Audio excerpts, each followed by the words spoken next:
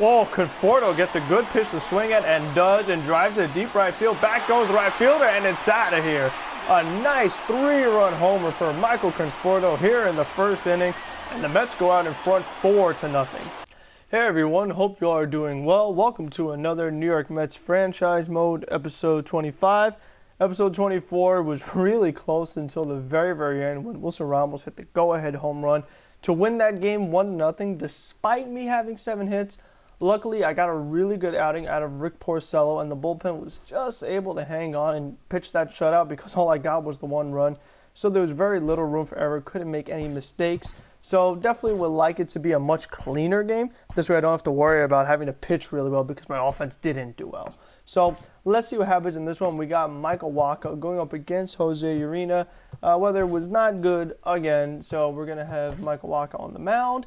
And as far as the lineup, I'm going to have some guys actually take some days off only because the Atlanta Braves are coming up next. And the way I look at it is that it's like, okay, well, you know what? I would much rather face the Braves. I would much rather face the Marlins than I would the Braves. So I'm just going to try to use my lesser guys against the Marlins and kind of hope for the best, honestly, and just see what happens. And I am going to move the lineup around since this isn't necessarily a combination of players that I've used often this year, especially having Cespedes and Nimmo start. I don't think I've really done that much at all. So I'm going to move guys around, and I kind of like this where I have Alonso move up to the 2-hole, only because he has done pretty well, obviously the 11 home runs. So I hope that works.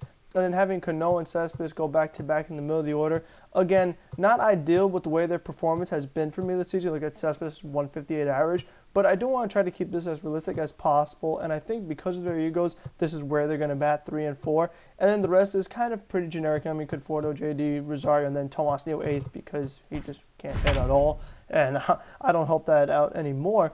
But then looking at the division, I only have a half-game lead on the Philadelphia Phillies. So that definitely is a big problem because that shows how little room for error I have just in general. Because, like, you know what? If I don't do well against the Marlins, all of a sudden, boom, the Phillies could go ahead of me.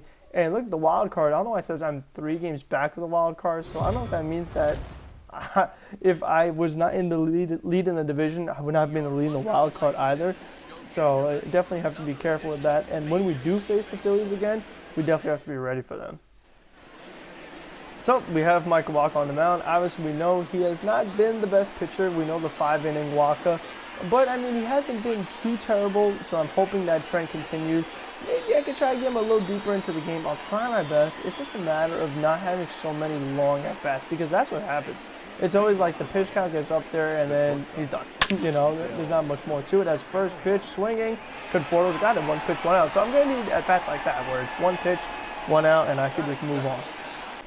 2-2 from Wacha. That one's hit into right field. Conforto getting over there. Makes the catch. And a nice 8-pitch first inning from Michael Wacha. Scoreless 1-2-3. I like it. That's the kind of innings we're going to need out of him. Going up against Jose Urena, who is a bit of an inconsistent pitcher for the Marlins, kind of like Sandy Alcantara. But of course, when he faces the Mets, he tends to have good starts every now and then. So you do have to be aware of that because it's just like, on paper, you would think that maybe, I don't know, Porcello or Marcus Stroman is better than Urena. But the thing is, like, when the Mets just get completely shut down offensively, all of a sudden these pitchers who aren't supposed to be good look good. And then all of a sudden you're like, okay, now we lost the game when we really thought we were going to win. So you don't want to have things like that happen. I mean, you do want to beat the teams and pitchers you're supposed to. But it doesn't always happen that way. That is why baseball is just a very tricky sport and a difficult sport to predict. As first pitch swing with Nimmo, I forgot I'm not McNeil anymore. That was not realistic. I apologize because we know Ben was supposed to take the first pitch, but I definitely will take the leadoff hit. And having a base runner for Alonso is very important. Hopefully I can get 2 runs out of this right now. There's a pitch to hit, slider over the plate. That gets through into center field. I'm going to send Brandon with the third. Got to be a little aggressive here, and he's safe. Okay. So 2 pitches, and now we have 2 runners on base. We got runners on the corners, nobody out. Alonso has a 10-game hitting streak, and Robbie Cano stepping up to the dish. Cano reaches, gets it in play, able to move the run over and drive the run in. That's okay, honestly. Just the fact that it was not a double play and we scored a run, I'll definitely take it. That's a good little RBI right there. Oh, Conforto gets a good pitch to swing at and does, and drives it deep right field. Back goes the right fielder, and it's out of here. A nice 3-run homer for Michael Conforto here in the first inning. And the Mets go out in front 4-0. Definitely nice to finally go yard with Conforto again. He had gotten off to a really hot start when I called him up after his injury with the oblique and all that stuff that he had in real life, not in the game. But when I started using Conforto, he hit a few home runs right away. And then shortly after that, hit 2 more home runs. And I hadn't really gotten much since then. So it is nice I am able to go yard with him again. He definitely was cooling down. Average was decreasing steadily and just kept going down. But hopefully that'll get it back going and try to get him hot. Because you know what? That's the thing about Michael Conforto is that he is very consistent. He is very streaky. When he gets cold, he's cold. And when he gets hot, he's hot. He can hit home runs in bunches. And I hope that's the start of a bunch. Oh, that cutter hung right over the middle. I was trying to throw it up and in, and that's out of here. 2-run shot for Hal Ramirez going to the opposite field. Wow, I really was trying to throw that up and in. Look, that one was middle and away. Wow. Oh my God.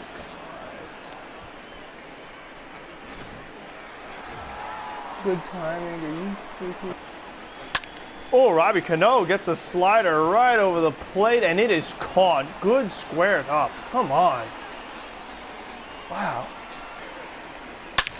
I know my timing's good there, too. J.D. Davis, perfect out to left field. Just gets over the wall. It's out of here. Line drive, home run for J.D. Davis, his 4th of the year. Definitely has been a while since we've seen J.D. leave the ballpark. But it is good every time it happens. That 109 exit velocity. I mean, that thing was hit so hard and just like on such a line, I thought it was going to hit the wall just because of how fast it was coming in, but had just enough elevation to get out of there. On some other ballparks, obviously like a Fenway Park comes to mind, or anywhere where there's a big left field, that ball does not get out because it did not have the elevation, or I guess the launch angle we could say. But just the fact that the fence is shorter, it gets over, so I'll take that.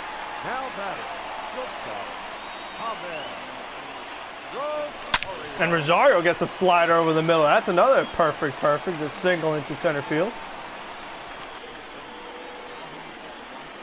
Walker squares, gets it down right to the pitcher who goes to second for the out, back to first, double play.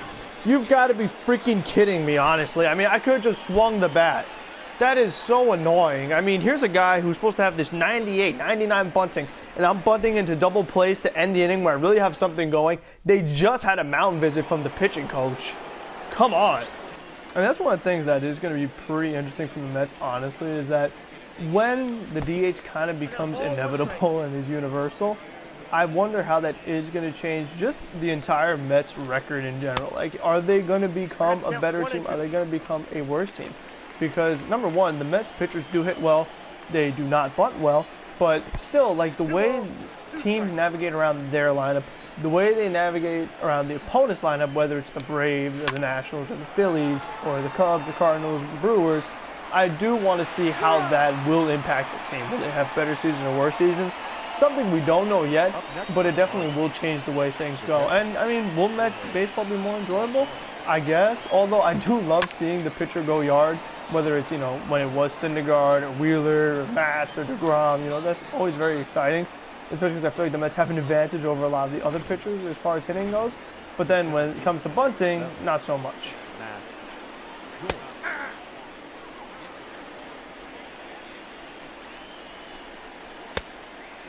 No ball, 2 strikes. 0-2 from Walker, struck him out.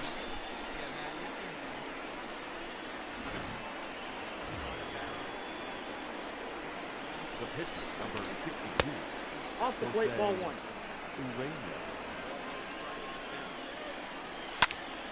Don't you dare. Right, you're good. The inning over.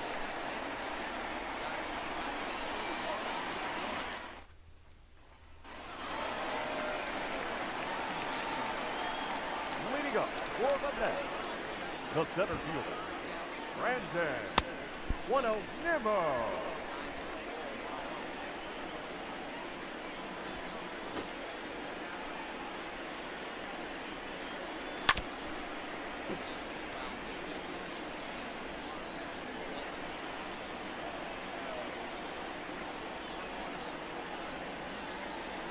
Oh my gosh, how did I miss that? I didn't. It was good timing. Wow, that should have been a... Oh, man. Oh, I thought I timed that one too, honestly. Come on now. I did. Good timing. Nimmo, give me a break, man. Get a hit. Alonso. I didn't. It's got some... Doesn't have enough. Off and over the wall, ground double. The way the center fielder just stopped on the ball made me think it went over the wall, but I saw it bounce. I was like, well, it can't be a home run, so it's a ground rule double. Just like the center fielder, look, he just stopped right there. He could have honestly fielded it, but all right, it's a ground rule double. Almost had a homer, but I was kind of jammed a little bit. My timing was still good, but still it was a close one. Robbie Cano in the alleyway. That's going to get Pete Alonso home. Here we go. RBI double for Robinson Cano, and the Mets go in front 6-2. I've got to get some of these guys back on track because I just got to get back to where I was when I was scoring a ton of runs. Even though my pitching was bad and my defense was bad, I was scoring a bunch of runs, 8 runs, 9 runs. But it's been a while since those days. I mean, think if I had 1 run in the previous game where I had that 1 home run with Ramos late. But now it's like, okay, we're getting it going a little bit. I wonder how much the difficulty factors in because you think of me getting all these runs and I'm back up to legend, which is where I was when I wasn't doing well. So I guess it could be the difficulty thing, especially if I swing at stuff like complete dope. Another 1-2 from Michael Wacha. Changeup right over the middle to Rosario on the ground. Nice throw to Alonso. Inning over. Michael Wacha, day over. Goes 5 innings, giving up the 2 runs. They came on that 2-run homer from Ramirez after I'd walked Jesus Aguilar. I mean, if Michael Wacha did have higher stamina, I would let him go longer, but he already is yellow, so not worth pushing it. So that would be the end of the day for him. And now as far as the bullpen is concerned, we are up 4 runs going into the 6th inning. We look at the matchups, and honestly, it looks like these guys don't love lefties, so it looks like a Justin Wilson kind of inning. Oh, there's one for JD. Fastball over the middle. Good timing. Okay result? Really? Rosario on the ground. Good timing. Okay result. Oh, my goodness.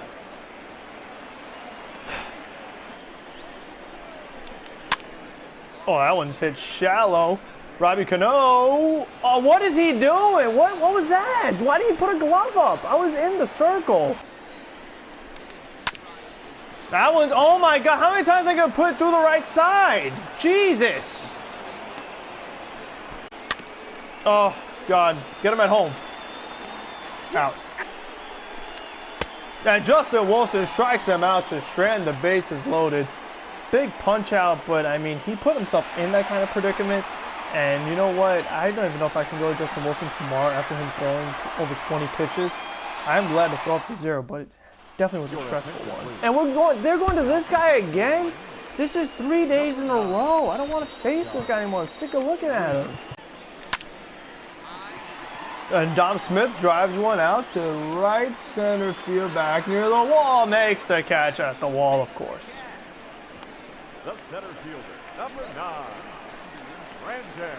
Again, how it's an okay result on a pitch down the middle, beyond me. How did he hit that? This game, fuck. You know, I don't really feel like messing around. I'm done with Brock, so he's gone. I don't even feel like losing. I really don't. I don't even know how Dickerson hit that. That ball is literally out of the strike zone and he still just rips it the other way. Betances gets out of it, but good okay. And right in the lefty's wheelhouse, of course. One ball, one strike. Good timing, of course. Good chopped. All right. Great inning. I like it. Number 29. Cervelli, first pitch swinging right to J.D. Davis. Inning over. A nice 1-2-3 inning. Not 1-2-3, but a nice 8th inning from Seth Lugo. Only 11, 12 pitches. I definitely will take that because, like I said, we got just a Wilson's pitch count up. I didn't want to have to use Betances, but I did. He didn't throw too many pitches, and obviously Lugo didn't throw too many pitches. So hopefully I can do the same for Diaz and I think I don't want to try my luck with Familia. I'm just gonna go to Diaz and try to just win this game. Rosario drives one out to center field. Good, okay. Wow, thought I was on that changeup. I was. Good timing, of course. 1-2 from Diaz. It hits him. I don't know why that happens where all of a sudden it just says too early. I didn't even get a chance to do my timing, so I automatically hit the guy. That's awesome. Miami Marlins down to their last strike. Here is the 2-2 from Edwin Diaz. In there, strike 3 call. Thank you, umpire. Ball game over. Put it in the books. New York Mets win this game 6-3. Got most of the runs early, especially in that first inning. We're up 4-0 and 4-2, whatever. Then we got a couple more runs here and there, 6-2. Bullpen made it not the greatest, you know what I mean? Too many base runners, honestly, because the thing is that too many times this game for me, the tying run was up, so it could have been one swing in the bat, boom, tie game. And I really just did not want to let that happen. I would try to avoid my sliders because I feel like that is where a lot of the home runs I allow come from, are from hanging sliders, so I didn't want to do that again. Obviously, Edwin Diaz is the hanging slider specialist for giving up home runs, so I don't want to let that happen. As you can see, they had 10 hits in this game, so they were on base plenty. Then I accidentally hit somebody because I tried to just do my normal thing, set the power, then set the timing. But all of a sudden, automatically just said to her, oh, no, you're going to hit the guy. I was like, why? You know, that really made no sense to me. But definitely glad to get the win. Good to see JD leave the yard. Good to see Conforto get the yard. Cano get an RBI hit. We win the game, we win the series, and it's on to facing the Atlanta Braves. Hopefully you guys enjoyed this video. If you did, leave a like, comment what you think about the Mets, and maybe just their universal DH. That was kind of one of the things I talked about in this video, or just anything in general. Always willing to talk to you guys. The NFL draft video just got posted, so you could watch that if you want. You need something to do, talk about football. Until the next one, be safe, be smart, be healthy, and have a good one, everyone.